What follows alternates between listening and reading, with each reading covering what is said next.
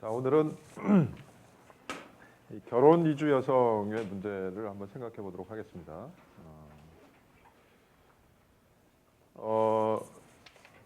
그래서 결혼 이주 여성은 결혼을 목적으로 이제 이주해 온 외국인 여성을 말하는 것이죠. 그래서 결국 뭐 여전히 이제 국적이라고 하는 게 있기 때문에 살고 있는 모든 사람들은 세상에 뭐 살고 있는 모든 사람들은 이제 국적을 가지고 있죠. 국적을 한국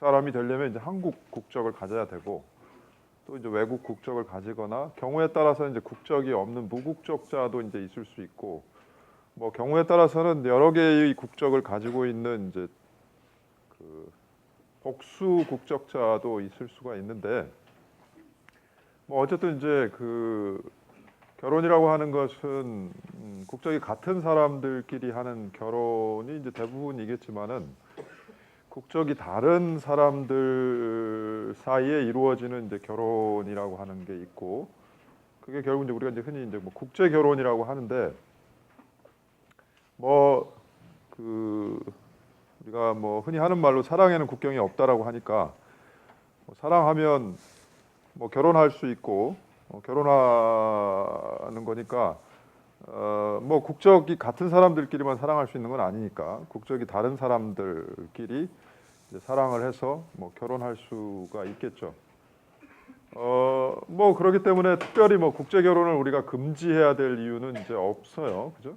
국적이 다른 사람들끼리 결혼을 이제 금지해야 될 이유는 없죠. 뭐 국내 결혼에 있어서도 우리가 뭐 특별히 결혼을 금지해야 되는 뭐 이유들은 뭐 인종이든 그것이 뭐 국적이든 뭐 나이 뭐 뭐 상관없이 뭐 사실은 이제 그 결혼에 어떠한 그 제약, 법적인 제약을 부과하려면 뭔가 그 합리적인 이유가 있어야 되는 것이기 때문에 특별히 국적을 가지고 결혼을 금지해야 될 이유는 없겠죠. 뭐 과거에 뭐 미국 같은 경우에는 뭐 흑인과 백인의 결혼을 금지했던 법이 20세기 초반에도 있었어요. 그러니까 인종 간 그 결혼을 금지하는 뭐 그런 법이 뭐 없었던 건 아니지만 뭐 그리고 뭐 신분제를 유지하고 있었던 시대에는 뭐 신분 간에 신분이 다른 신분에 속해 있는 사람들끼리 결혼을 뭐 금지했던 경우도 있겠지만은 이제는 뭐 신분도 사라지고 뭐 인종차별도 사라지고 했기 때문에 굳이 이제 뭐 결혼에 대해서 법적인 뭐 제약, 그러니까 이런 사람과 이런 사람은 결혼이 안 된다라고 하는 그런 제약이 이제 없기 때문에 특히 뭐 국적에 따른 제약이라고 하는 것은 뭐 특별히 합리적인 이유가 있을 수가 없기 때문에 결국 이제 국제 결혼이라고 하는 것을 금지해야 될 이유는 없고 우리나라도 이제 마찬가지죠. 그래서 지금 통계에 보면은 2011년도의 경우에는 이제 12만 5천여 명이 결혼을 목적으로 이제 이주해온 여성이죠. 여성이고 국적별로 보면은 이제 중국이 많은 이유는 이제 아무래도 조선족이 있기 때문에 한족과 조선족이 섞여져 있어서 아마 중국의 숫자가 많은 걸로 보여지고 중국을 제외하면은 뭐 베트남, 필리핀 등등의 이제 이 동남아시아에서 오신 그런 결혼 이주 여성이 또 많고 또 뭐 우즈베키스탄이나 러시아 등등 과거 이제 구소련 그쪽 지역에서 오는 결혼 이주 여성도 이제 있고 뭐 이런 식으로 분포를 보이고 있죠. 그래서 여기 보면은 뭐 일본을 제외하고는 공통적인 특징은 아무래도 가난한 나라 제3세계 여성들이라고 하는 사실을 일단은 이제 우리가 뭐 직관적으로 일단은 알 수가 있을 것 같아요. 그래서 결국 뭐 국제 결혼, 그러니까 국적이 다른 사람들끼리 결혼을 금지해야 될 이유는 없지만은 우리의 현실을 보면은 이제 결혼을 위해서 이주해 온 여성의 국적을 보면은 아무래도 경제적으로 부유한 나라에 속해 있는 여성들보다는 경제적으로 좀 어려운 형편에 있는 여성들이 많다라고 하는 사실을 통해서 과연 이제 결혼의 목적이 우리가 이제 뭐 순수하게 그런 결혼의 목적이었을까? 아니면 다른 특히 뭐 경제적인 목적을 가지고 이제 결혼은 하나의 어떤 그 수단은 아닌가? 이제 이런 우리가 의문을 가져볼 수가 있는데, 과연 여기서 이제 우리가 도대체 결혼이라고 하는 거, 뭐 지난 시간에도 이제 성소수자 얘기하면서도 이제 결혼의 본질이 뭐냐 이렇게 우리가 의문을 제기했던 적이 있었고, 뭐 그렇다면은 꼭 뭐 이성 간의 결합만이 결혼이냐라고 하는 의문을 제기했었죠. 뭐 그와 같은 맥락에서 역시 이제 도대체 결혼이라고 하는 것은 그렇다면은 꼭 경제적으로 비슷한 사람끼리 해야 되느냐, 이런 문제가 있을 거예요. 일단 국적을 초월해서 얘기한다면 국적과 상관없이 결혼을 허용한다고 했을 때 결혼이라고 하는 것은 경제적으로 비슷한 처지에 있는 사람들끼리 결혼을 해야 뭔가 그런 오해의 여지가 없는 것인가, 이제 이런 의문을 가져보면서 이제 우리가 출발을 해야 되는 이유는 바로 이제 한국 사회에서 이루어지는 많은 국제 결혼의 경우에, 특히 이제 결혼을 위해서 이주해 오는 여성의 경우에 경제적으로 굉장히 어려운 형편에 있는 나라에서 온 여성들이 많기 때문에, 과연 이들의 결혼을 우리가 과연 순수한 결혼의 목적을 가지고 결혼을 했을까? 이제 이런 것들을 중심으로 이제 우리가 한번 이야기를 해볼 필요가 있는 것 같아요. 그래서 결혼할 권리라고 우리가 이제 얘기할 수가 있죠. 그래서 뭐 우리 그동안 토론하다 보면 이제 결혼에 대해서 여러분들 뭐 아직 결혼, 뭐 물론 여기 결혼한 사람들도 있을 수 있지만 결혼 뭐 대부분 안 했겠죠. 결혼에 대해서 이제 많은 사람들이 이제 약간 환상을 가지고 있는 것을 우리가 확인할 수 있었어요. 뭐 사랑하는 사람들만 결혼할 수 있다. 사랑하는 사람들만 또 뭐 결혼해서 아이를 가질 수 있다. 이제 이런 이야기들을 우리가 앞에서 하는 친구들도 많이 보았는데, 결혼과 사랑은 일단은 뭐 우리가 법적으로 보면 다른 거죠. 그러니까 결혼과 사랑은 뭐 우리가 이제 도덕적으로 뭐 윤리적으로 어떤 가치관에 따라서 뭐 사랑하는 사람들끼리만 결혼해야 된다, 이제 이런 가치관을 가지고 있는 사람들도 있지만은, 뭐 법적으로 보면 어쨌든 결혼이라고 하는 것은 뭐 사랑과 상관없이 결혼의 의사가 있느냐가 중요한 거죠. 내가 지금 결혼할 저 상대방과 내가 결혼할 의지가 있느냐, 내가 이 결혼에 지금 동의하고 있느냐만 가지고 이야기를 하기 때문에, 결혼에 있어서 제일 중요한 것은 결혼할 의사지, 굳이 뭐 그 사랑을 한다라든지 무슨 뭐 다른 건 필요가 없다는 거죠. 기본적으로 그러니까 결혼할 의사가 있느냐. 결국 결혼이라고 하는 이 제도에서 이 결혼이라고 하는 것이 법적으로 효력을 가지기 위한 가장 기본적인 조건은 뭐냐면 결혼할 의사예요. 자기 자발적인 의사가 있느냐. 그래서 의사가 없이 강제로 결혼하는 것은 이제 기본적으로 법적으로 무효라는 거죠. 무효. 그런 결혼은 무효라는 거예요. 그러니까 일단은 결혼할 의사가 있냐는 거예요. 결혼할 의사. 뭐 사랑이든 무슨 국적이든 상관없이 내가 결혼할 의사가 내 자발적으로 이 의사가 전달이 되었느냐, 동의가 되었느냐, 그것을 가지고 이야기를 하기 때문에 기본적으로 뭐 다른 요건들은 일단 필요가 없는 것이고, 내가 지금 이 결혼에 동의하느냐, 이걸 이제 우리가 가지고 이야기할 수밖에 없는 것이죠. 그러니까 이제 결혼 이주 여성의 문제를 다룰 때도 기본적으로는 뭐 아주 출발점이자 뭐 핵심은 결국 결혼에 내가 동의하느냐예요. 이 결혼에 내가 동의하느냐. 결혼에 동의한다라고 하는 것은 결국 지금 내가 결혼하고자 하는 상대방, 저 상대방을 내 배우자로 인정하고 저 배우자와의 결혼을 내가 이제 인정하고 동의한다라는 뜻이겠죠.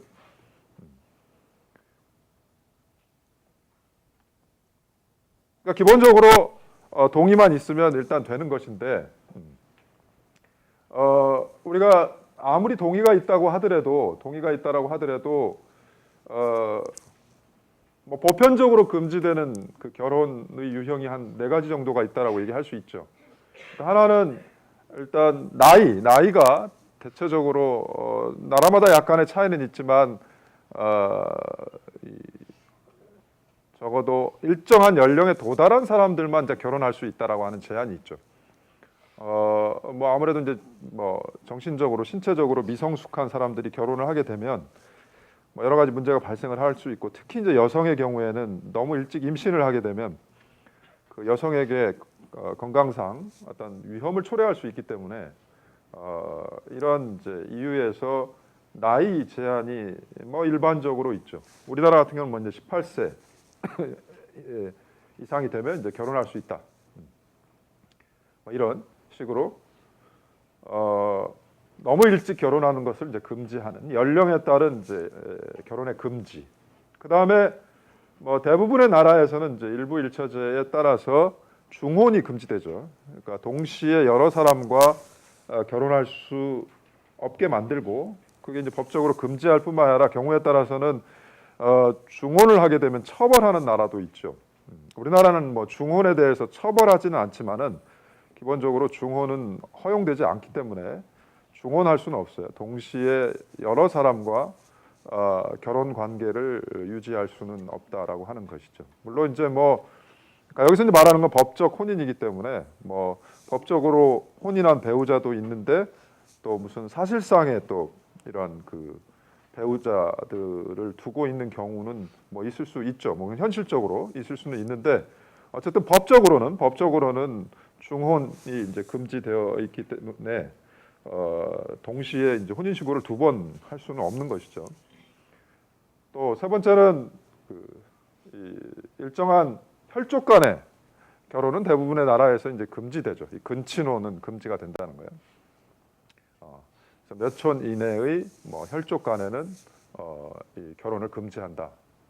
뭐 이런, 그거는 뭐 우리가 이제 도덕적으로 봐도 이제 뭐 이렇게 굉장히 혼란스러워질 수가 있죠. 뭐 자칫 그런 그 가족 관계에 혼란을 일으킬 수도 있고, 또 뭐 유전학적으로 보면 근친 간에 결혼을 하면 또 무슨 우생학적으로 좀 문제가 있는 그런 자녀를 출산할 수도 있다라는 그런 이론도 있고, 그렇기 때문에 뭐 다양한 이유에서 너무 가까운 친족 간에는 결혼할 수 없도록 하는 게 있고, 우리 지난 시간에 봤던 것처럼 이제 동성 간, 그러니까 동일한 성별 간에는 이제 결혼할 수 없도록 하는, 물론 이제 그것을 예외적으로 허용하는 나라들도 지금 이제 생겨나고 있지만, 대체적으로 보면은 이 네 가지가 결혼과 관련된 보편적인 그 금지에 해당하는 것 같아요. 연령, 이 중혼, 그리고 근친혼, 동성혼, 이런 것들이 이제 주로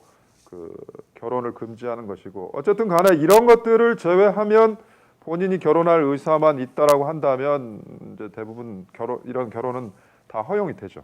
가장 중요한 것은 결국 결혼에 대한 의지죠. 본인의 자발적 의지가 있느냐라고 하는 것이기 때문에, 뭐 결혼 이주 여성의 경우에도 내가 지금 외국인, 뭐 이제 한국인 남성과 결혼하는데 동의했다라고 하면은 그거는 이제 뭐 결혼으로서 성립을 하는 것이죠. 뭐 연령이 되고 뭐 중혼이 아니고 뭐 근친혼일 가능성은 없는 것이고, 또 동성혼이 아니라고 한다면 결국 우리 법에 따라서도 결혼이 이제 허용이 되는데, 바로 이제 이 그 문제는 위장 결혼이 있을 수 있다라고 하는 것이죠. 그러니까 위장 결혼이라고 하는 것은, 혼인이라고 하는 것은 굉장히 중요한 어떤 사회에서 자신의 법적 지위를 정하는 문제이고, 특히 국적과 아주 밀접하게 관련이 되어 있죠. 대부분의 나라에서는 이제 혼인을 하게 되면 그 배우자에게 뭐 국적을 준다라든지 뭐 영주권을 준다라든지 이런 법적 그 신분의 변화를 가져오기 때문에 혼인이라고 하는 것은 국적과 이제 아주 밀접하게 관련이 되어 있고, 이제 그렇기 때문에 이 결혼이라고 하는 것을 국적 취득의 목적으로 이제 말하자면 이용하는 사람들도 있을 수 있다라고 하는 것이죠. 제가 옛날에 그 독일에서 유학할 때 이 인도네시아에서 망명한 굉장히 나이든 그 남자분이 계셨는데, 그분은 뭐 20년, 30년 넘게 그 독일에 망명해 와 있었던 분이신데, 결혼을 안 하니까 결국 계속 외국인 신분으로 있기 때문에 거기에서 이제 외국인 인권 운동을 하던 그 여대생이 말하자면 결혼을 해줬어요. 그냥 그러니까 같이 사는 게 아니라 그 법적으로만 부인이 돼준 거죠.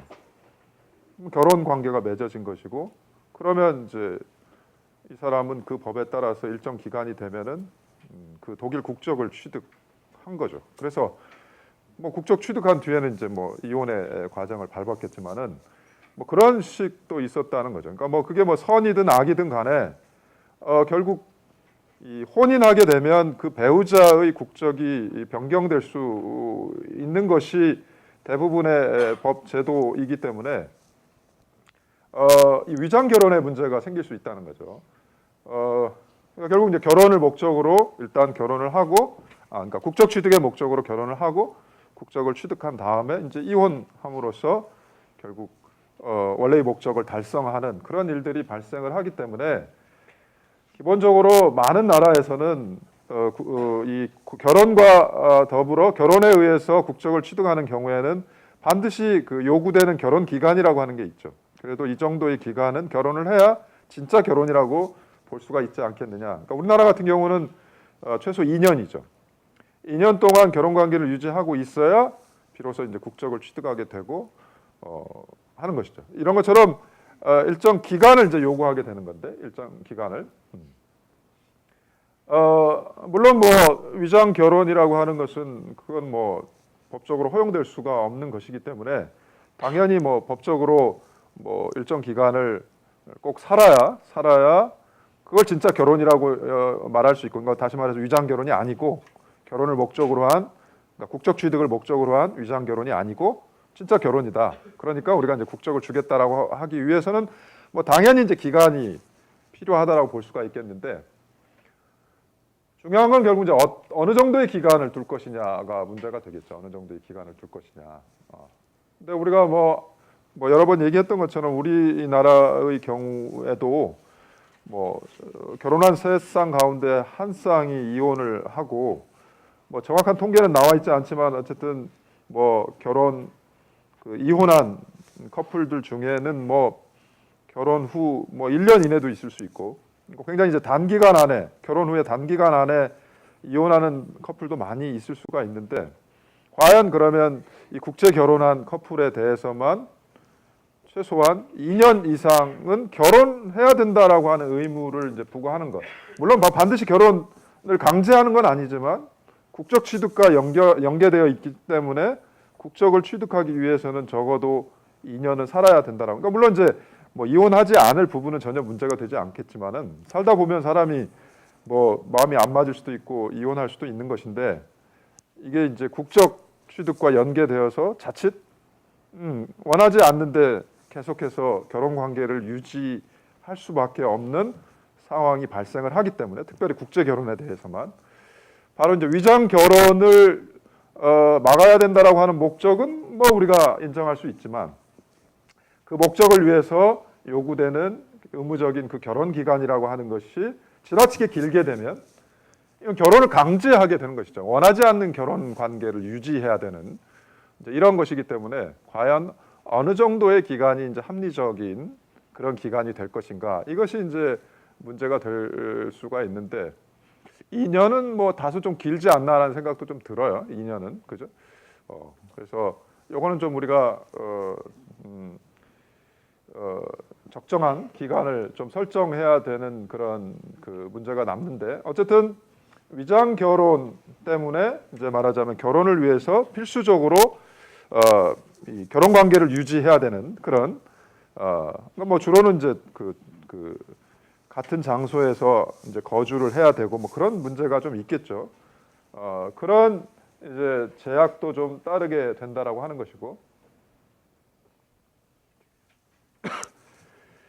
아까 이제 서두에서 얘기했던 것처럼 결혼이라고 하는 것은 뭐 다른 거 다 이제 제거하고 결국 결혼하겠다라는 의지예요. 결혼하겠다라는 의지이기 때문에 굳이 뭐 사랑이라든지 뭐 이제 이런 것들은 이제 요구가 되는 게 아닌데 법적으로 확인할 수도 없고 사실 뭐 물어볼 수 없잖아요. 그 사람 정말 사랑합니까? 뭐 그걸 뭐 공무원이 물어볼 수는 없잖아요.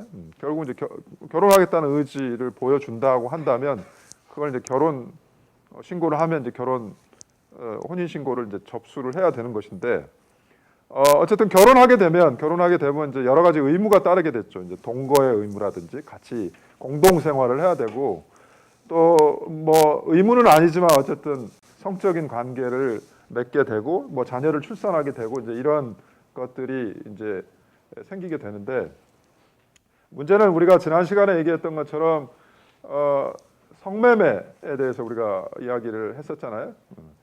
성매매라고 하는 것이 결국 이제 성적인 관계에 대한 어떤 대가가 오고 가는 것에 대해서 이제 우리가 이것이 과연 허용될 수 있는가 이런 논의를 했던 것처럼 자칫 이제 결혼이라고 하는 것은 성적인 관계가 이루어질 수 있는 그런 공동 생활이기 때문에 경우에 따라서는 합법적인 그러니까 결혼 제도를 통한 성매매도의 가능성도 있다는 것이죠. 그러니까 특히 이제 이런 그 국제 결혼에 있어서 경제적으로 어려운 나라의 여성들이 결국 경제적으로 부유한 나라의 남성에게 결혼하러 오는 것은 만약 그것이 결혼의 목적, 그야말로 뭐 사랑이든 뭐든 이런 건 다 빼고 결혼의 목적을 위한 것이고 그 결혼 안에 그런 성적인 관계를 맺어야 되는 그런 이 상황이 존재한다라고 한다면 이러한 어떤 경제적으로 불평등한 관계에 있는 국제 결혼에 있어서는 성매매적인 요소가 있을 수 있다는 것이죠. 바로 그런 관점에서 과연 이것이 우리가 성매매를 금지되어야 된다라고 보는 입장에서는 이거는 뭐 이것도 금지돼야 되는 거 아니냐.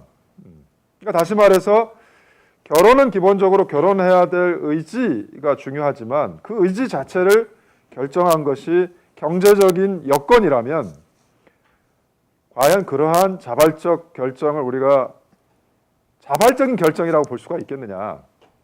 즉 사회 구조적으로 강요된 결혼 결정이라고 얘기할 수가 있고 그렇다면은 그거는 결국은 뭐 결혼 자체도 자발적 의지가 아니고 심지어는 오히려 무슨 성매매라든지 아니면은 가문을 이어가기 위해서 아이를 출산할 목적으로 말하자면은 여성을 인신매매한 그런 이 결과도 초래될 수 있다라고 하는 것이죠. 그래서 결국 우리가 이제 근본적으로 고민해 봐야 되는 것은 결혼이라고 하는 것이 우리가 결혼의 의지만 있다라고 하면 되었는데 과연 결혼의 의지만 가지고 우리가 얘기할 수가 있겠는가? 특히 사회 경제적인 여건이 현격하게 차이가 나는 경우에 과연 우리가 그 결혼의 자발성 내지는 더 심각하게 얘기하면 그 결혼의 어떤 성매매적 성격이나 어떤 그런 이 임신이나 출산, 자녀의 출산을 위한 어떤 결혼의 특성을 부여할 수는 있지 않겠는가? 이런 이제 고민이 생기게 되는 것 같아요. 근데 이제 뭐 그렇게 고민하다 보면 그러면 과연 경제적으로 차이가 나는 사람들 사이에 결혼을 금지하게 되면 그러면 뭐 우리가 이제 그 신데렐라의 꿈은 꿀 수가 없는 거잖아요. 그죠? 우리 신데렐라 콤플렉스라고 하는 거 있잖아요. 그러니까 결국 소위 상향혼이라고 하죠. 경제적으로 물론 다 그런 목적은 아니지만 그게 목적은 아니지만 결국 뭐 어떤 사람을 좋아하게 됐는데 그 사람이 나보다 경제적으로 그 형편이 좀 좋은 사람이다. 근데 심지어 아주 좋은 사람이다. 그럼 과연 그것이 경제적 여건 때문에 그 좋아하고 사랑하는 감정마저도 우리가 과연 그게 성매매다, 무슨 인신매매다 이렇게 또 얘기할 수 있겠는가? 그러면 결국은 이제 경제적으로 현격하게 차이가 나는 사람들끼리 결혼할 때는 물어봐야 되는 거 아니야? 너네 정말 사랑하느냐? 이거 성매매 아니야? 인신매매 아니야? 이렇게 물어봐야 되기 때문에 이게 이제 굉장히 곤란한 상황에 처하게 된다라고 하는 거죠. 그렇기 때문에 아무리 우리가 경제적으로 이 형격하게 차이가 나는 그런 사람들, 특히 국제 간에 이루어지는 결혼에 있어서 그런 의심이 든다고 하더라도 그걸 우리가 확인할 수 있는 이 방법이 없기 때문에 또 결국 다른 결혼마저도 그렇게 또 확인해야 되는 문제가 발생을 하기 때문에 평등의 관점에서 보면 그렇죠. 이게 바로 이제 어려운 문제가 되는 것 같아요. 우리가 한번 이야기를 해보면 좋을 것 같고. 그래서 결국 결혼 이주 여성들의 경우에도 제일 중요한 것은 이제 어쨌든 자발적 의지이기 때문에 결혼에 대한 의지이기 때문에 결혼이 성사되는 단계에서부터 가능하면 이 결혼의 그 자발적인 의사를 충분히 실현될 수 있도록 그 여건을 보장해 주는 것이 굉장히 중요한 것 같고 그 중에 하나는 바로 이제 이 숙려 기간이라고 하는 것 같아요. 그래서 지금 결혼 이주 여성들이 결혼해 오는 과정들을 보면 한국 남성들이 현지에 가서 뭐 한 일주일 동안 머물면서 여성을 선택하고 심지어 거기에서 이제 결혼식까지 다 이루어지는 과연 이것이 뭐 충분한 이 숙려를 통한 자발적 의사냐에 대해서 이제 우리가 이제 뭐 충분히 의심할 수가 있기 때문에 물론 이제 뭐 우리가 그냥 보통 사람들 중에도 그냥 첫눈에 반한 사람들 있잖아요. 여러분은 그런 경우 없나요? 딱 뭐 이 수업에 들어왔는데 내가 첫눈에 반했다 저 사람한테. 지금까지 지금 마음이 설렌다 한 학기 지날 동안 아직 말도 못했다. 내지는 이미 커플이 이루어졌다. 뭐 그런 경우도 있잖아요, 그죠? 너무 이상적인가요? 첫눈에 반한 경우도 있잖아요. 그래서 뭐 일주일 만에 결혼할 수도 있죠. 그렇기 때문에 사실은 우리가 뭐 이 결혼 이주 여성들의 경우에도 뭐 단지 기간이 짧다라고 그래서 그 결혼을 우리가 그 결혼의 순수성을 우리가 의심할 수는 없죠. 그렇지만은 이제 객관적인 여러 정황이 그런 자발적 의지를 라고 보기에는 뭔가 의심가는 그런 이 상황들이 있기 때문에 아무래도 어쨌든 좀 숙려 기간을 두어서 물론 이제 그럼 그 기간을 뭐 한 달로 할 거냐 뭐 적어도 2달로 할 거냐 이제 이런 문제가 남겠지만은 적어도 지금보다는 좀 더 신중하게 생각할 수 있도록 숙려 기간을 보장해야만 결국 그런 이 자발적 선택권이라고 하는 배우자 선택권이라고 하는 것을 충분히 실현할 수 있는 그런 여건을 만들어 주는 것 아니냐 이런 생각이 들고 또 이 결혼 지참금과 관련해서는 뭐 옛날에 여자들이 이제 결혼 지참금을 가져오는 뭐 그런 전통도 있었지만은 지금 이제 결혼 지참금이라고 하는 게 결국 이제 남성이 여성의 가족들에게 이제 지급하는 것이죠. 말하자면은 결혼 비용이라고 하는 목적으로 이제 지급을 하는데 자칫 이것이 일종의 이제 인신매매적인 성격을 강화하는 그렇죠? 여성을 마치 사오는 듯한 그런 인상을 주기 때문에 이런 경우에도 우리가 이제 합리적으로 생각할 수 있는 범위를 초과한 그러한 이 지참금이 돼버리면 이거 역시 이제 인신매매적인 성격을 띠게 되는 그런 것이기 때문에 일정 정도는 이제 제한될 필요가 있는 거 아니냐 이런 생각이 들고 그 다음에 두 번째는 이 이제 결국 국제 결혼이라고 하는 것이 뭐 당사자들이 뭐 어디에서 만나서 결혼하는 경우도 있지만은 대부분 지금 결혼 이주 여성들은 이 결혼 중개업소를 통해서 결혼을 하게 되죠. 물론 뭐 우리 지금 일상생활에서도 뭐 그 결혼 그 알선 업체들이 많이 있죠. 뭐 광고도 나오고 이런데 뭐 그 자체가 뭐 불법인 건 아니에요. 결혼을 알선한다는 뭐 옛날 말로 말하면 이제 중매를 하는 건데 뭐 사람들끼리 이렇게 만나기 어려운 그런 여건들이 있기 때문에 뭐 좋은 사람들끼리 엮어주는 것이야 뭐 그거야 뭐 좋은 일이죠. 저도 뭐 가끔씩 이렇게 어울리는 사람들 이렇게 엮어주려고 하죠. 그렇죠. 그러니까 뭐 기대해 보세요. 혹시 수업 시간에 이렇게 잘 어울리는 사람들 제가 또 엮어주고 복 받는 일이잖아요. 그러니까 결혼 알선이라고 하는 건 뭐 나쁜 일이 아니기 때문에 그걸 그 직업으로 한다는 건 자체를 뭐 금지해야 될 이유는 없죠. 그리고 그 뭐 어느 정도의 이제 수고료를 받는 거에 대해서는 우리가 이제 금지할 수가 없는 것인데 현실은 현재의 이 국제 결혼 중개업이라고 하는 현실은 너무 이제 난립해 있고 거기에서 이 중개료 자체도 굉장히 좀 문제가 있고 또 그 결혼을 중개하는 과정에서도 오로지 결혼 성사가 목적으로 가게 되면 이 당사자들에 대한 충분한 정보를 제공하지 않거나 심지어 잘못된 정보를 제공해서 그 자발적인 결혼 의사를 왜곡하는 그런 경우가 발생을 하기 때문에 결혼 중개업자들에 대해서 이제 이런 의무를 부과해야 될 필요가 있는 것 같아요. 그래서 제대로 된 정보 그리고 충분한 정보를 제공해서 특히 결혼 이주 여성들이 결혼 어떤 결정을 할 때 제대로 된 그런 결정을 할 수 있도록 이 정보를 충분하고 정확하게 제공할 수 있도록 하는 의무를 제공하고 이런 이 법적인 보호가 좀 필요하지 않나라는 생각이 들고 지금 이제 뭐 결혼 중개업에 관리에 관한 법률이 있긴 하지만 좀 더 현실적으로 그런 문제들을 보완해야 되지 않겠는가라는 생각이 들고 그리고 이제 결혼이 성사되어서 결국 이제 결혼해서 이제 들어오면 그 다음에는 당연히 뭐 그것이 국제 결혼이라고 하더라도 그리고 경제적으로 어려운 나라에서 왔다고 하더라도 당연히 동등한 배우자로서 존중받을 권리가 있는 것이고 우리가 뭐 지난 시간에 잠깐 나왔던 것처럼 우리 헌법에는 양성의 평등이라고 하는 것이 있으니까 적어도 이성 간의 혼인에 대해서는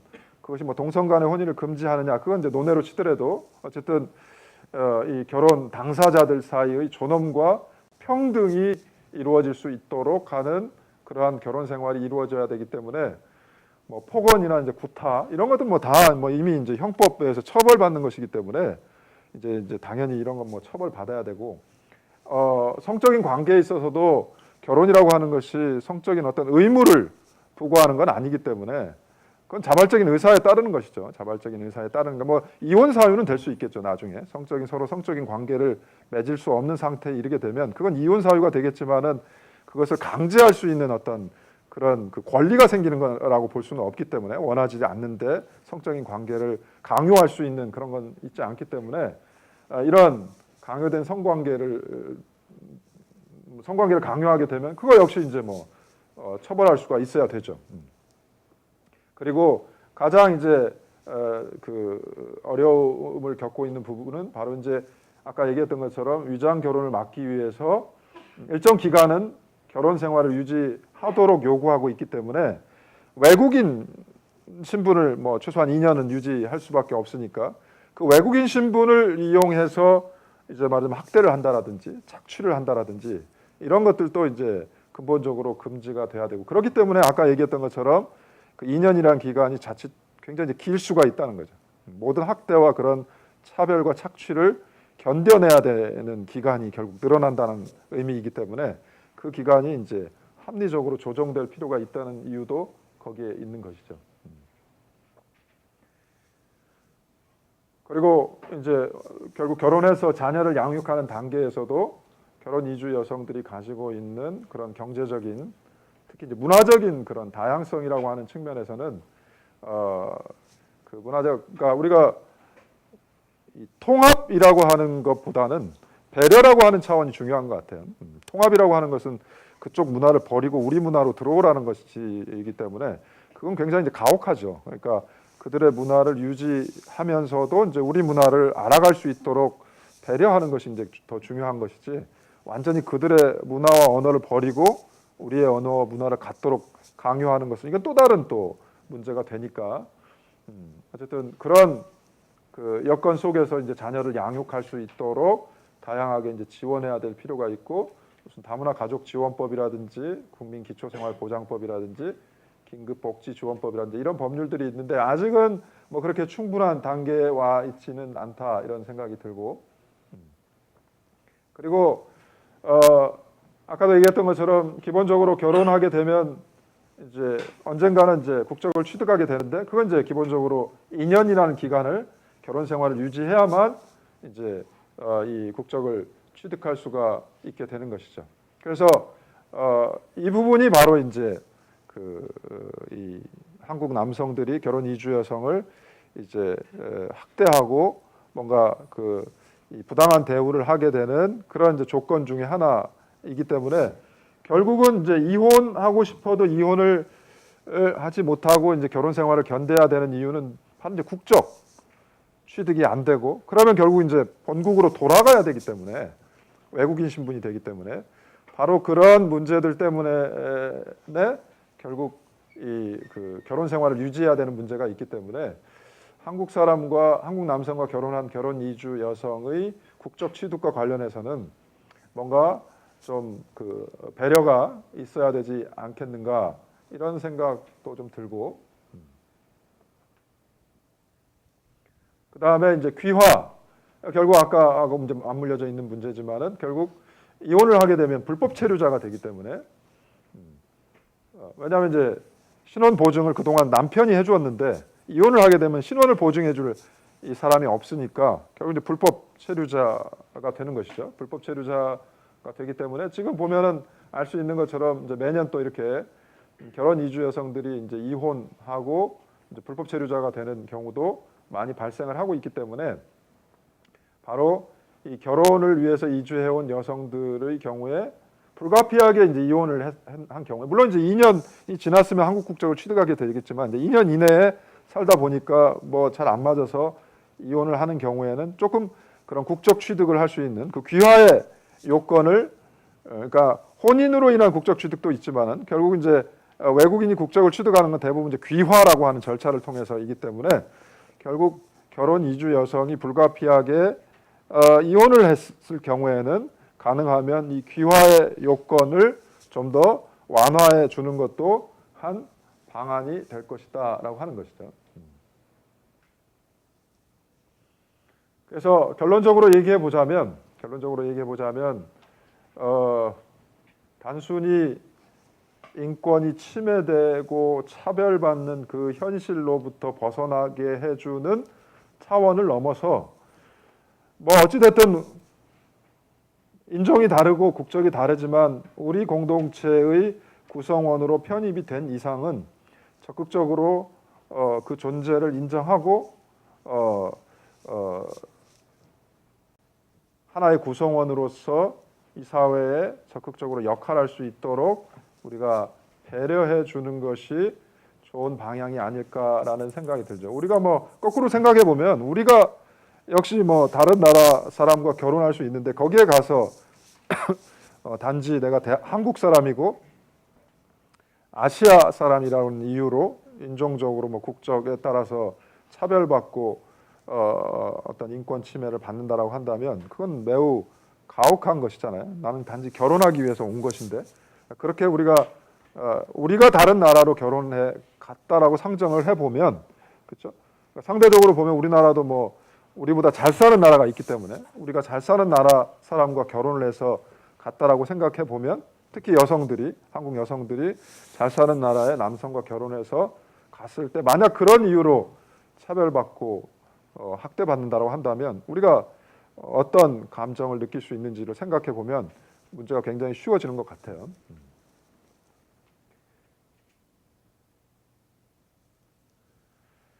그래서 오늘 이제 토론과 관련해서는 가장 근본적으로 아까 이제 얘기했던 것처럼 결국 결혼을 목적으로 이주해온 여성들은 대부분 제3세계의 여성들이기 때문에, 그리고 어쨌든 한국은 그 나라보다는 잘 살고 있으니까 이런 경제적으로 불평등한 관계에 있는 사람들 사이의 국제 결혼이라고 하는 것이 과연 뭐 성매매적인 아니면 정말 자녀의 출산을 위한 결혼의 성격을 갖는 것인가. 그렇기 때문에 이거는 좀 다르게 취급되고 심지어는 금지돼야 되는 거 아니냐, 이런 이야기들을 우리가 할 수가 있을 것 같은데, 한번 어떤가요? 국제 결혼, 우리 한국 지금 현실에 있어서의 국제 결혼이라고 하는 것들은 좀 뭔가 불편한 요소가 있는 건 사실인데, 이걸 금지시켜야 될 정도의 어떤 그런 소위 말하는 어떤 그런 사회적 해악, 뭐 성매매적인 성격이라든지 아니면 그런 뭐 자녀 출산을 위한 목적으로 여성을 거래하는 거 아니냐, 그렇게 볼 수가 있을까요? 어떤가요? 우리 남학생부터 시작을 한번 해볼까요?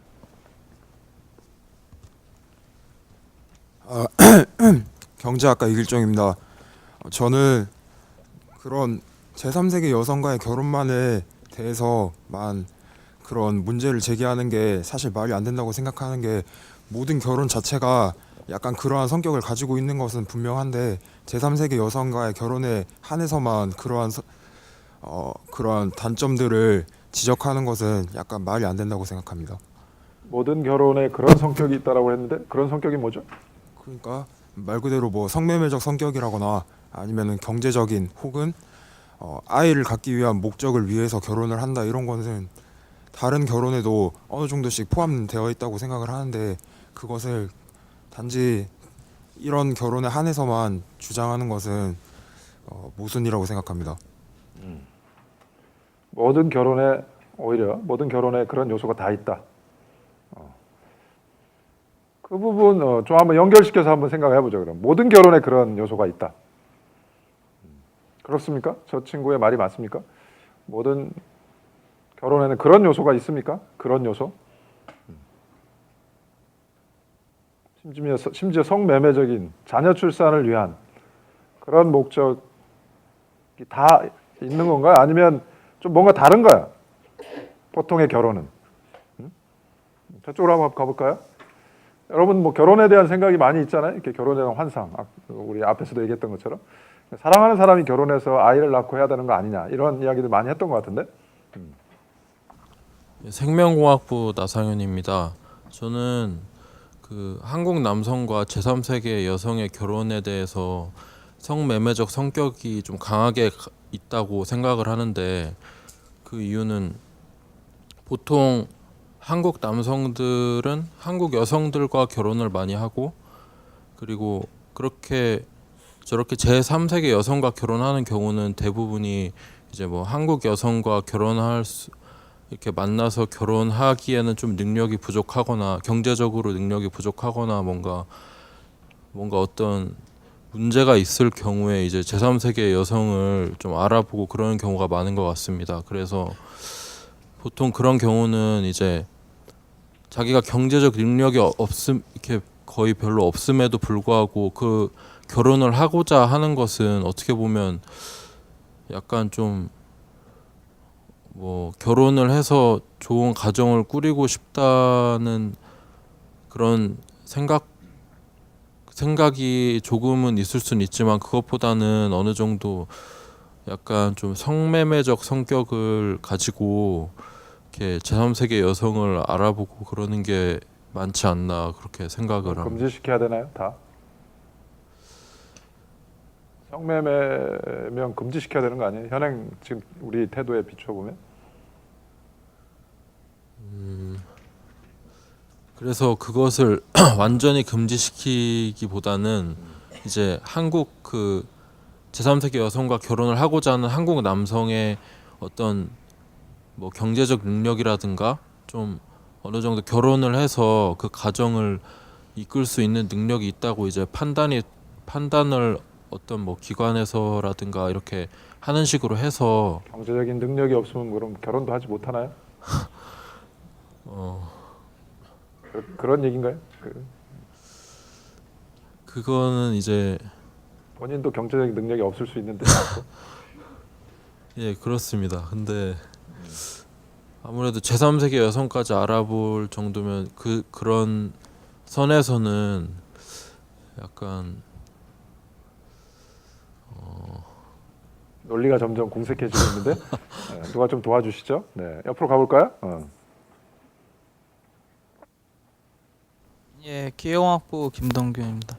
예, 저도 기본적으로 그러니까 지금 상황에서 그 제3세기 여성과의 결혼이 약간의 성매매적 성격을 띠는 거는 부정할 수 없다고 봅니다. 왜냐하면은 그 제3세기 여성이 이제 한국 남자랑 이제 결혼하는 큰 이유 중 하나가 이제 돈인 건 솔직히 요즘 부정할 수 없고, 그런 걸 이용해서 그 제3세기 여성과 이제 결혼을 주관하는 대부분의 그 회사 아니면 브로커들이 그런 것을 이용해 가지고 돈을 벌려고 하고 실제로 그것을 아는 상태에서 여자랑 결혼을 한 다음에 소위 말해서 그냥 나이 먹은 남성이 이제 젊은 외국인 여성과 결혼을 한 다음에 좀 놀다가 이제 버리는 경우도 많이 있다고 저번에 이 뉴스에서 본 것 같은데, 이런 성격을 보면은 솔직히 지금 현재 제3세기 여성과의 결혼이 그 일반적으로 우리가 생각하는 결혼과는 다르게 좀 성적인 것을 우선으로 해서 한다는 것을 이제 부정할 수는 없다고 봅니다. 그래서 이제 국가에서 근데 또 이제 그것을 이제 규제를 하는 것은 또 옳지 않다고 봅니다. 왜냐면은 아까 교수님께서 말씀하셨다시피 그 돈 없는 사람이 뭐 제3세기 여성과의 결혼을 선택하는 그것은 이제 그 사람의 자유고, 그 사람이 이제 성매매를 하려고 결혼을 하는지 아니면은 그 사람이 진짜 그 외국인 여성과 그 뭐 만남 주선 업체를 통해서 만나서 마음에 들어서 결혼을 하는지, 이것은 이제 국가에서 개입해서 해결할 문제가 아니기 때문에 국가에서 이제 개입하는 것은 옳지 않다고 봅니다. 단지 이제 국가에서 그 결혼한 여성의 인권을 보호를 해줘서 아까 앞서 예시한 것처럼 그 나이 많은 남성이 돈을 가지고 이제 어린 외국인 여성을 사가지고 단지 이제 그 인조이한 다음에 버리고, 이런 것은 그 외국인 여성의 인권을 침해하는 행위이기 때문에 이런 것은 오히려 국가가 외국인 여성을 보호해줘야 된다고 생각합니다. 그걸 어떻게 판단하죠? 그 경계를 어떻게 판단하죠? 처음에는 다 결혼의 의사로 이렇게 결혼을 할 텐데 그걸 어떻게 판단하죠? 그 의도까지, 사람의 마음까지. 이혼을 할 때 보면은 그 저희도 제가 아직 결혼 안 해서 모르겠는데 그 이혼을 신청을 한다고 해서 이혼이 바로 수리가 되는 게 아니라 그 뭐 조정 기간이나 이제 그 법원에서 이제 판단을 하는 걸로 알고 있습니다. 그 혹시 그 맞는지 좀 여쭤봐도 되겠습니까? 근데 어째? 예, 그렇게 해서 예를 들어 이제 결혼을 한 다음에 이제 남성이 이제 그런 식으로 이제 일방적으로 이혼을 신청하는 경우에는 그것을 이제 국가에서 이제 허가를 해주지 않거나 아니면은 그 이혼을 허가를 해주더라도 그 남성에게 그 재정적으로 이제 부담을 지우는 방법을 하는 방법을 취하는 것도, 그렇게 하면은 함부로 결혼 못하게. 함부로 이제 결혼을 못할 못하게 것이다? 성매매를 할 거면은 그냥 소위 말하는 그 성매매 윤락업소로 가서 그냥 그거나 하고 이제 결혼을 해가지고 장기간 취탈하는 것은 옳지 않다고 봅니다. 수업 시간 끝나고 여학생들한테 많은 비난을 받을 것 같은데. 어떻습니까? 우리 뒤로 한번 우리 여학생 얘기를 한번 들어보면 좋을 것 같은데. 여성의 입장은 좀 다를 것 같다는 생각이 좀 들어요. 남성들의 입장과는. 저 뒤에 손 들었어요. 저 뒤에. 이건 단지 결혼 이주 여성의 문제가 아니라 어떻게 보면 전체 여성의 문제입니다. 여성들이 좀 더 심각하게 고민해야 되는 문제죠. 네, 중문과 이혜란입니다. 저는 한국 남성과 제3세기 여성의 결혼은 성매매적 성격을 갖는다고 말할 수 없다고 생각을 합니다. 그러니까 성매매가 아니라고 생각을 하는데요. 물론 처음엔 여성 입장에서는 돈이 급해서일 수도 있고, 그 다음에 남성 입장에서는 어떤 출산의 문제 때문에 이런 결혼이 많이 이루어진다고 생각합니다. 물론 처음에 그렇게 만났다고 치더라도 결혼을 하면서 같이 지내면서 서로 감정을 키워나갈 수 있고 또 서로 의지하면서 그렇게 살아갈 수 있다고 생각을 합니다. 그런데 이제 문제가 되는 경우는 그렇게 결혼했는데 그 이후에도 전혀 서로 상호 간의 감정이 없고 오히려 폭력이 행사되거나 아니면 남자 측이든 여자 측이든 가정을 이끌려는 그런 의지가 없었을 때 문제들이 발생한다고 생각합니다.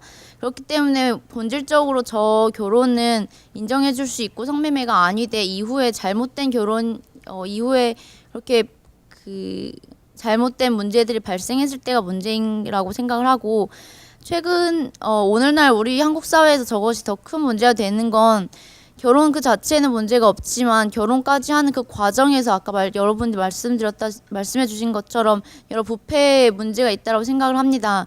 그렇기 때문에 이러한 형태의 결혼을 좀 더 양성화시켜서 국제 결혼의 투명성을 제고할 필요가 있고, 무엇보다도 남성이 좀 더 강자의 입장이 있다는 측면에서 이주 여성의 목소리를 들어줄 수 있는 그런 제도적인 장치가 충분히 마련되어야 된다고 생각합니다. 예를 들어서 뭐 이혼을 신청했을 때 남자는 아무래도 한국 사람이기 때문에 한국에서 좀 더 많은 능력을 행사할 수 있는 반면에 여성은 그렇지 못한 경우가 많이 있을 거라고 생각합니다. 이런 경우에 그런 여성의 권리와 여성의 어떤 인격이 훼손되었던 그런 부분들이 충분히 보상되고 알려질 수 있도록 그런 제도들이 마련되어야 된다고 생각을 하고요. 네, 그래야 된다 생각합니다. 네, 결혼 자체는 문제가 없고 이혼하게 되면 그때 법적으로 충분히 보호를 해주면 되는 거 아니냐. 근데 이제 문제는 아까도 얘기했던 것처럼 고국으로 돌아가야 된다라고 하는 문제가 있기 때문에 그게 쉽지는 않은 것 같아요. 그래서 쉽게 이혼을 할 수가 없고, 그 앞으로 한번 와볼까요? 앞으로. 네. 앞에 학생. 네. 저는 그러니까 제3세계 여성과의 그 결혼이 전혀 그런 문제가 되지 않는다는 점은 아니라고 생각이 드는 게, 물론 모든 결혼 관계가 애정 관계를 기반으로 이루어지는 게 현대사회에선 약간 불가능한 요소가 좀 있다고 생각이 들어요. 보통 오히려 예전 시대에도 그랬듯이 애정과 애정과의 결합으로 이루어지는 그런 결혼 관계가 요즘에 좀 들어서 사례적으로 볼 수 있지만, 예전에는 그런 게 아니라 집안과 집안의 결합으로 이루어질 때도 있었고, 현재 같은 경우는 경제권과의 그런 만남이라고 생각되기 될 정도로 뭐 결혼이 단순히 애정 관계에 기반하지 않았다고 해서 그게 다 성매매적인 요소를 가지고 있다고 말할 수는 없지만, 결혼 이주 여성 같은 경우는 그 자체로 뭐 결혼의 조건이 돼서 이렇게 몇 년간 결혼 생활을 유지하면 한국에 거주할 수 있는 그런 권리를 주겠다, 이런 조건이 이미 딸려 나오는 거기 때문에 거기서 여성이 있어서 좀 약자로 작용할 수 있는 요소가 충분히 있다고 생각이 들어요. 그래서 만약에 결혼 생활을 유지하고 싶지 않아질 때 결혼 생활을 유지하지 않으면 본국으로 소환되거나 아니면 뭐 불법 거주자가 되는 이런 문제점 때문에 거기서 제대로 자기 의사나 권리를 피력하는 데 있어서 좀 약자적인 측면이 충분히 존재하고, 특히 언어적인 장벽 이런 게 있어가지고 자신의 권리를 제대로 말할 수 없기 때문에 이 결혼 자체가 좀 결혼 이주 여성을 이미 약자로서의 그런 게 전제가 된 상태에서 이루어지는 그런 경우가 굉장히 많다고 생각이 돼서, 또 그리고 특히 대부분의 그런 3세계 여성과의 결혼의 경우는 그런 만남과 이런 서로 알아가는 과정이 전혀 포함되지 않은 채 중개에 의해서 이루어진다면 그런 건 좀 제한되어야 되지 않나, 그런 생각이 들었어요. 중개 안 하고 그러면 직접 만난 사람은 되고 결혼 중개업소를 통한 결혼은 금지하고 그래야 되나요? 한국에서도 뭐 이런 듀오니 무슨 뭐죠? 선우니 뭐 이런 다 금지시켜야 되는 거 아니에요? 그게 그런 기업적인 그런 중개업소에서 만난 것은 우리가 순수성을 의심해야 되는 거 아닌가? 하지만 한국의 여성 같은 경우는 거기에 있어 확실히 자신이 선택권을 쥐고 있고, 거기서도 결혼 생활을 하면서도 자신의 의견을 말할 수 있는 그런 권리나 이런 뭐 자기의 그런 선택이나 권리에 있어서 충분히 이렇게 보장이 되는 반면에, 외국 여성은 그런 얘기를 하고 싶어도 일단 언어적인 장벽이 굉장히 크다고 생각이 들고, 거기에 결혼이라는 것 자체 수많은 조건이 딸려 나오기 때문에 거기서 좀 힘에 있어서 약자가 아닌가 하는 생각. 상황이 좀 다르니까 결국은 결혼 중개업소를 통한 국제 결혼, 그런 제3세계 여성과의 국제 결혼은 금지하는 게 맞나요? 그럼 그런 의견인가요? 특히 외국인과의 결혼의 경우 모든 걸 금지해야 된다는 생각보다는, 그게 외국인과 정말 서로 알아가는 과정에서 가정을 이루고 싶다는 의지가 있어서 결혼이 된 상태가 정말로 그냥 결혼 중개업자에 의해서 좀 경제적으로 취약한 여건에 있는 여성을 데려다가 결혼하겠다, 이런 거는 국가 개입을 해서 금지할 필요도 조금 있지 않나. 오케이. 그렇죠. 그러니까 뭐 캄보디아 정부 같은 경우는 아예 적극적으로 나서가지고 캄보디아 여성들이 한국 남성과 이렇게 결혼 중개업소를 통해서 결혼하는 것 자체를 금지하고 뭐 이렇게 오히려 자국 여성을 보호하기 위해서 나서는 경우도 있더라고요. 근데 오히려 우리나라에서 그런 가능성을 차단하는 것도 이제 검토해 볼 수 있다, 그런 의견인 것 같은데, 옆으로 가볼까요? 그러면 네, 건축학과 이상근입니다. 제 생각에 성매매의 그 의미를 제대로 알아보면은 여기에 대해서 다시 한번 생각을 해볼 수 있다고 생각하는데요. 넓은 의미에서 성매매라고 생각을 했을 때 맨 처음에 말씀하신 분의 의견과 같이 제 생각도 모든 결혼이 성매매적인 성격을 띠고 있다고 생각을 합니다. 하지만 저희가 생각하는 여기서 말하는 성매매라는 것은 굉장히 직접적으로 보이고 직관적으로 뭔가 이익을 따라서 성이 왔다 갔다 하는 성매매적, 그러니까 단편적인 성매매를 말하는 거기 때문에 과연 한국 사람에서의 입장보다는 그 제3세계 여성의 입장에서 바라봤을 때 그게 성매매인가 아닌가를 구분을 할 수 있을 것 같아요. 만약에 제3세계 여성이 그 정말 경제적인 거나 아니면은 그런 것에서 궁핍하지 않았을 때 과연 한국으로 이주를 와서 결혼을 할 것인가에 관한 여부를 알아본다면은 그것이 성매매인가 아닌가를 알아볼 수 있다고 생각을 하거든요. 근데 지금 이루어지는 제3세계 여성과의 한국 남성과의 결혼들은 대부분 제3세계 여성들이 그 자국에서의 경제적인 능력이나 이런 것이 불충분해서 한국에서의 거주나 아니면은 경제적인 요건 때문에 한국에 넘어오는 경우가 굉장히 많다고 생각을 하기 때문에 성매매적인 성격을 단편적으로도 굉장히 많이 띠고 있다고 생각을 해요.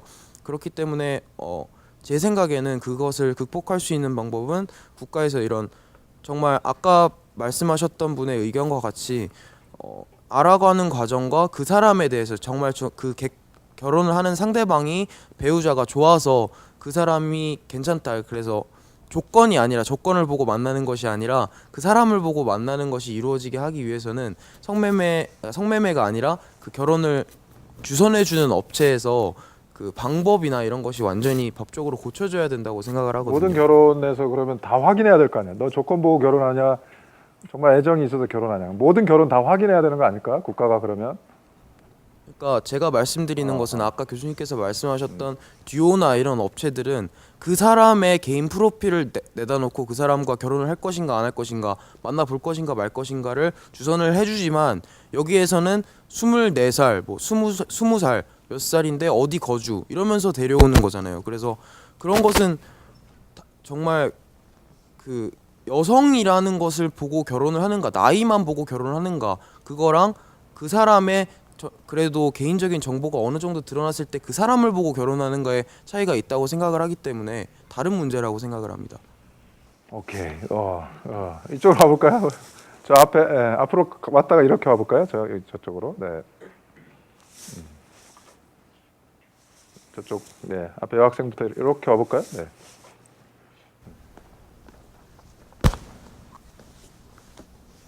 네, 저는 한국 남성과 제3세계 여성의 결혼은 성매매적 요소가 어느 정도 존재하긴 한다고 생각을 합니다.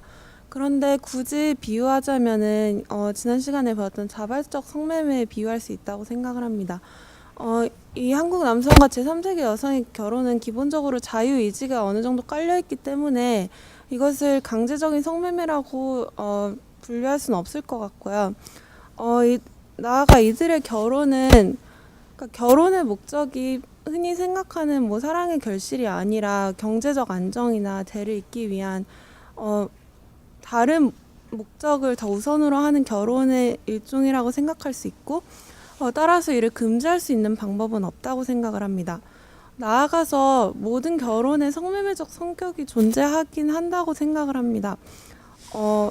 예를 들어 결혼할 때 상대방의 집안 환경을 고려하거나 예물을 주고받는 것 자체가 어느 정도 성매매적 성격이 있는 것이 아닐까 생각이 되고 결론적으로 이것을 금지하는 것은 불가능할 뿐만 아니라 결혼을 제한하는 행위라고 생각을 하고요.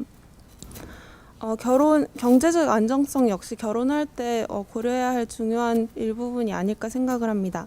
나아가 이것을 굳이 극복하려고 하자면 결혼이라는 수단이 여성에게 최후의 보루가 되지 않도록 사회적인 지원이 필요할 것이고 또한 한국 여성도 마찬가지로 남성에게 경제적으로 의존하지 않을 수 있도록 하는 사회적인 조치가 필요하다고 생각을 합니다. 결혼에 성매매적 요소가 있으면 결혼 제도 자체도 없애는 게 낫지 않을까요? 결혼 못하게 해야 되는 거 아니에요?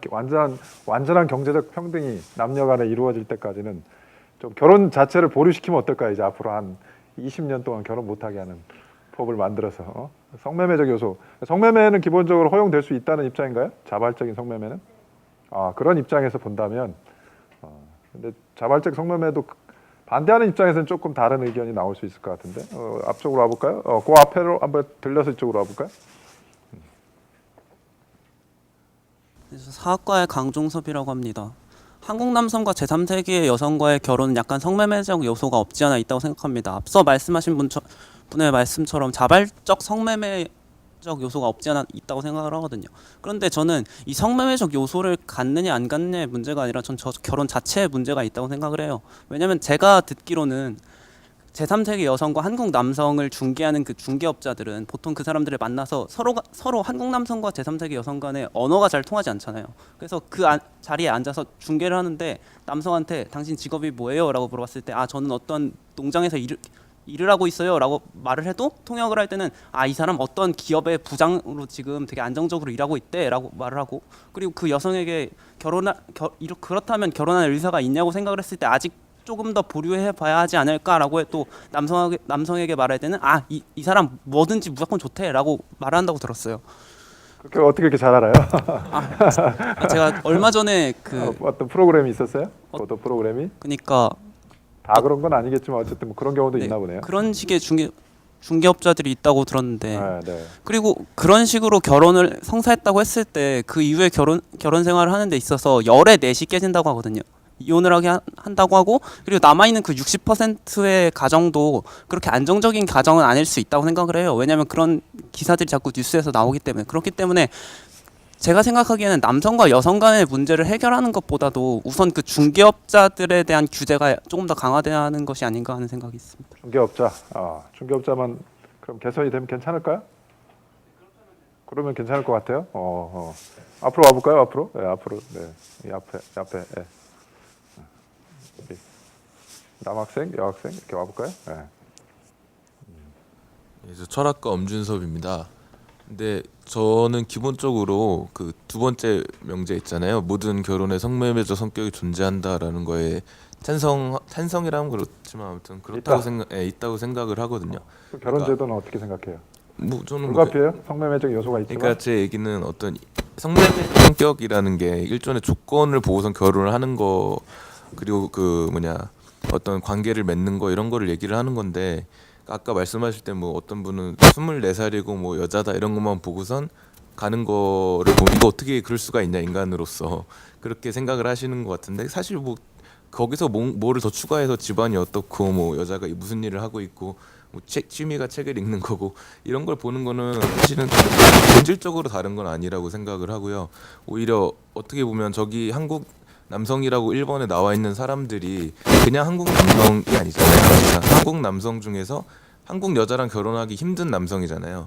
그러니까 어떻게 보면은 우리 모두가 다 어떤 성매매적 성격의 그 결혼을 하고 있기 때문에 쉽게 말하면 다 조건을 어느 정도 따지고 본인들이 따진다고 생각 안 하더라도 기본적으로 자기들이 모여있는 뭉쳐있는 집단 자체가 이미 비슷한 조건들끼리 만나고 있기 때문에 거기서 이제 하층으로 내려갈수록 계급적 격차가 생기고, 그 계급적 격차 속에서 하위에 존재하는 한국 남성들의 경우 제3세기 여성과의 결혼으로 내몰리고 있다고 볼 수도 있지 않나 생각을 했거든요. 그리고 뭐 그렇게 봤을 때 뭐 결혼의 성매매적 성격을 극복할 수 있냐, 그리고 우리가 무슨 사랑으로 맺어진, 근데 그거는 되게 어떻게 보면은 되게 뭐랄까 인간 본질적인 차원에서 봤을 때는 어렵지 않나 그렇게 생각을 하고. 사랑을 믿지 않는군요. 네, 뭐 전적으로 믿지 않는다기보다도. 철학하는 사람이 사랑을 믿지 않으면 뭘 믿나요? 네, 그렇습니다. 너무 현실적인 철학을 하는 것 같은데. 네, 아무튼 그렇습니다. 그래요. 네. 무슨 말인지 알겠어요. 앞으로 와볼까요? 우리 여학생들 얘기도 좀 들어볼까요? 저는 한국 남성과 제3세계 여성의 결혼이 처음엔 무조건 성매매적 성격을 갖진 않는다고 봐요. 처음에 만날 때는 한국 남성도 되게 나도 결혼하고 싶다, 여성과 사랑을 하고 싶다 이래서 순수하게 만나는 경우가 많지만, 그래도 결혼 생활을 하다 보면 이제 자신은 경제적 지위가 있고 여자는 없으니까, 또는 그 여자랑 제3세기의 여성과 결혼함으로써 다른 사회적 시선이 자기를 보는 사회적 시선이 조금 안 좋아지는 경우가 많잖아요. 그러니까 국제 결혼을 한 사람이야, 이런 사회적 편견 때문에 조금 더 여성을 여성에게 폭력을 행사하거나 아니면 뭐 심지어 결혼이 좀 성매매적 성격으로 나아갈 수도 있다고 봐요. 그리고 이런 경우에 저는 이 여성의 결혼이 자발적 성매매로만 보긴 힘들 것 같거든요. 왜냐하면 그 한국 남성과 제3세계 여성이 결혼할 때 단지 뭐 국제 그 뭐라 그러지? 시민권을 얻는 국적. 그것도 있지만요. 국적, 네. 네, 국적을 얻는 것도 있지만 특히 뭐 가난한 여성과 결혼할 때는 그 추가 조건이 그 여성이 가지고 있는 그 가족의 빚 그런 것도 갚아주는 그런 조건도 많다고 들었어요. 그리고 심지어 뭐 그쪽 국가에서 뭐 우즈베키스탄이나 뭐 그런 뭐 스탄이 붙는 국가에서는 아직 여성과 남성 차별이 좀 심하기 때문에 그 가족에서 여성을 그냥 돈을 받고 딸을 팔아 넘기는 그런 행위도 아직 이루어진다고 들었거든요. 그래서 그런 부분으로 봤을 때 자발적 성매매가 아니라 심지어 이렇게 일어나면 비자발적 성매매로도 볼 수 있지 않을까 하는 생각이 결론은 들어요. 뭐 금지돼야 되는 건가요? 하지만 이제 성매매를 성격이 아니라 진짜 사랑을 원해서 이루어지는 결혼도 있기 때문에 금지될 수는 없고요. 대신 그 결혼을 할 때 국가가 그 한국의 국가가 결혼을 할 수 있을 때 일어날 수 있는 해악이 어떤 것인지 여성에게도 충분히 경고해주고, 그러니까 특히 젊은 여성들이니까 아직 그런데 의식이 없을 수 있으니까 여성들에게도 충분히 경고를 해주고, 그다음 특히 외국 여성인 경우에는 계속적인 상담 그런 걸 통해서 프로그램을 만들어서 방지를 해줄 수 국내 결혼에서도 뭐 그런 경우 많이 발생할 텐데 뭐 내국 여성들한테 그런 교육을 시키지는 않잖아요. 결혼의 위험성, 결혼 이후에 뭐 폭력의 가능성 이런 걸 가르치지 않는데 거기는 그런 것도 필요하다. 근데 저는 내국 여성에선 따로 그런 교육이 필요하지 않다고 생각하는 게, 저는 이미 그쪽 국가들에 비해서는 저희는 양성평등이 어느 정도 이루어졌다고 생각하고요. 그렇게 생각해요. 네. 네, 또한 그러니까 결혼을 해보면 알 텐데. 네. 저는 저쪽에 그게 성매매적 성격이 갖는 게 여성들이 몰라서 그렇다고 생각하는 게요. 그 문화적 차이라는 게 심하잖아요. 그래서 여성들이 넘어올 때 오히려 문화적 차이가 있으니까 이건 한국의 문화야 이렇게 생각할 수가 있을 것 같단 말이에요. 나중에 누구하고 결혼하는지 제가 지켜볼 거예요. 네. 네, 그쵸. 옆으로 가볼까요? 네, 저도 모든 결혼에 성매매적 성격이 있다기보다는 한국 남성과 제3세계 여성이 결혼할 때는 특별히 더 성매매적인 성격이 있다고 생각이 됩니다. 그 이유가 딱히 이렇게 배우자의 조건을 고려해서 결혼을 한다고 해서 그게 다 성매매적 성격이 있다고 하기보다는 그런 상황 하에서 결혼을 했더라도 그 상황을 얼마나 타개할 수 있는지, 그런 자발적인 능력으로 타개할 수 있는지가 더 그 성매매적 성격을 강화한다고 생각하는데요. 제가 알기로 그 결혼 이주 여성 같은 경우에는 한국에서 국적을 취득하기 위해서 2년 동안 거주 요건이 부과되기도 하지만은 그 외에도 어느 정도의 재산이 있어야지 계속해서 결혼을 유지하고 그것을 이제 국적 취득의 요건으로 이제 승인을 받을 수 있다고 합니다. 그게 이제 3천만 원 이상의 금전이라고 하는데, 보통 대부분의 결혼 이주 여성이 스스로 그러한 재산을 갖고 있지 않은 경우가 많기 때문에 남편에게 가정 폭력을 이렇게 받는다 하더라도 그러한 재산 요건을 충족시키기 위해서 계속해서 그 결혼의 형태를 유지하는 경우가 많다고 들었어요. 그래서 그런 부분을 생각해 본다면은 굳이 이 사람들이 이렇게 조건을 고려해서 결혼을 했기 때문이 아니라 그러한 요건을 스스로 타개할 수 없는 상황에 놓였기 때문에 성매매적 성격이 존재하는 것이 아닌가. 국내 결혼도 마찬가지 아니겠어요? 경제적으로 어려운 형편에 있는 여성은 그걸 극복할 수 없다면 그러면 그건 성매매인가요? 그러면 국내에서도?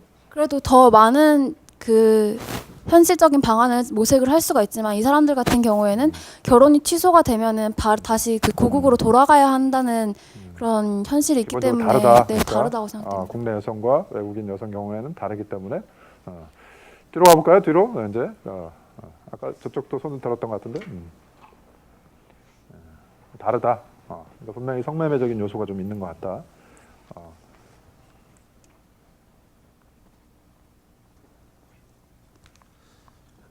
네, 저 정치외교학과 이종훈이라고 합니다. 저는 이제 결혼이 사랑하는 사람들끼리 이제 하는 게 가장 아름다워 보이긴 하지만 결혼이라는 이제 제도잖아요. 그 제도가 이제 행되는 방식을 이제 그 내심이라든지 이런 걸 실질적으로 들여다보면 그냥 정년기가 돼서 어떤 생물학적인 필요라든지 이제 경제적인 필요의 교환에 의해서 이루어지는 측면을 저는 결혼 일반에 대해서 전적으로 부인하기는 저는 힘들 것 같아요. 그래서 어떤 이제 외국 여성, 이제 제3세계 여성과 한국의 이제 남성이 결혼하는 거에서 그런 성격만 두드러진다는 이유로 그걸 금지하게 되면 이제 사실 이제 국내 남성과 여성이 결혼하는 거에서 그런 성격이 전혀 없는 건 아니기 때문에 어떤 좀 불평등한 대우일 수 있다라는 저는 생각이 들고요.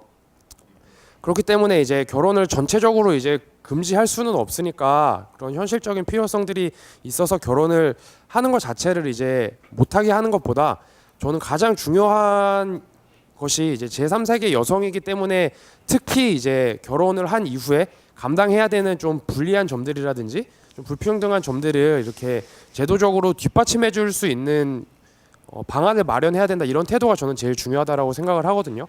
국내 여성과 그럼에도 불구하고 다른 점이 있을 수 있다면 당장 국적을 취득한 자가 아니기 때문에 우리나라 국민이 아니기 때문에 뭐 국가가 이렇게 보호를 해줄 수 있는 제도적인 창구가 제한된다거나 아니면은 그런 뭐 국적을 취득하기 전에 이혼을 만약에 했을 경우에 그 사후에 이제 뭐 보호해줄 수 있는 뭐 이런 것들이 부족하거나 구체적으로 뭐가 있을지 모르겠는데 그러한 점들을 이제 적극적으로 이제 보호해주고 케어해줄 수 있는 방향으로 고민을 하는 게 맞다라고 생각을 하지, 당장 겉으로 보기에 뜨악하기 때문에 결혼 자체를 막는다거나 결혼 중개업 자체를 막는 식으로 접근을 하면, 그리고 그러한 관점을 가지고 이제 그러한 성격을 갖는 결혼을 모두 막는다고 하면 저는 혼인율이 엄청 낮아질 거라고 생각을 해요. 예.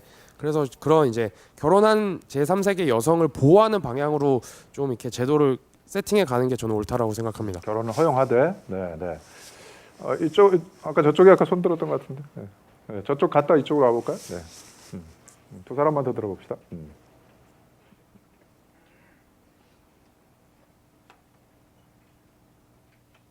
네, 전기전자 전파공학부 김진현입니다. 저는 일단 모든 결혼에 성매매적 성격이 존재하는 것은 아니라고 생각을 하고요. 일단 기본적으로 그런 생각을 갖고 그 1번 주제를 생각을 해보면 물론 당연히 제3세계 여성과 한국 남성은 지금 성매매적 성격을 띠고 있는 게 맞긴 하는 것 같아요. 지금 그 중개업자들이라든지 이런 그 뉴스거리라든지 이런 것들을 보면 성매매적 성격을 가지고 있다고 생각을 하는데, 저는 성매매적 성격이라기보다는 일단 다른 측면에서 경제적인 측면을 생각을 해보면 결국은 외화 낭비잖아요. 우리나라 돈을 외부로 유출을 무슨 시켜서, 소리 하는 거예요 지금? 외화 낭비라. 그러니까 우리나라가 만약에 국제 이제 제3세계 여성이랑 결혼했을 때 결국은 우리나라 돈으로 그 사람을 구제해 주는 거잖아요. 그걸 외화 낭비라고 지금 표현하는 겁니까? 그러니까 결국은 우리나라 자본이 외국으로 유출되는 것이기 자본 때문에 유출. 저는 그런 게 많아져서는 안 된다고 생각을 하고요. 그래서 그 결혼 업체 같은 국내 결혼 업체 뭐 듀오라든지 이런 곳을 보면은 자신의 그 프로필 같은 이런 것들을 게시를 해서 서로의 동등한 입장에서 중개를 해주거든요. 저도 제3세계 여성하고 만약에 결혼을 하게 된다면 그렇게 그 중개를 해가지고 서로 비슷한 조건에서 그렇게 선을 본다는 이런 조건을 갖춰야 된다고 생각을 합니다. 지금 제도로는 그러면 이제 그렇게 결혼하는 경우는 외화 유출이 아닌가요? 국고 낭비가 아닌가요? 그러면은 이제 서로 동등한 입장이기 때문에 그때는 문제 삼지 않는데. 네. 네. 우리 재밌는 주장을 하네요. 네. 앞으로 마지막 한 명만 더 들어볼까요? 네.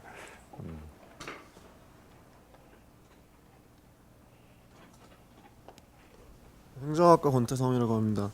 지금 우리나라에 벌어지는 결혼 중에 10건 중에 한 건이 국제 결혼이고, 그리고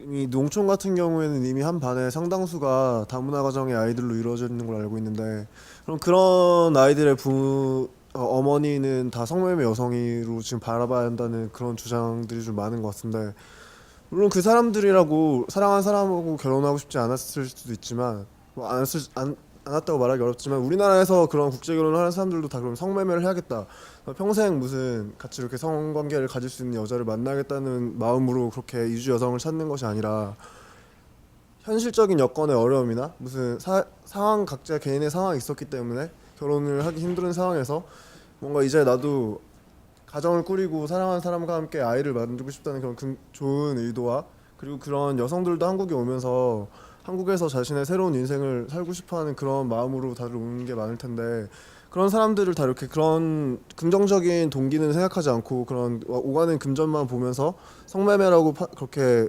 색안경을 끼고 바라보기 때문에 지금 우리나라에서 그런 사람들을 보호하고자 또 정당에서도 비례대표로 그 이주 여성을 국회의원으로 내세우고자 했으나 그런 보수적인 시각이 너무 팽배했기 때문에 그런 사람들의 권리 구제가 이루어지는 못하는 측면이 굉장히 많다고 생각합니다.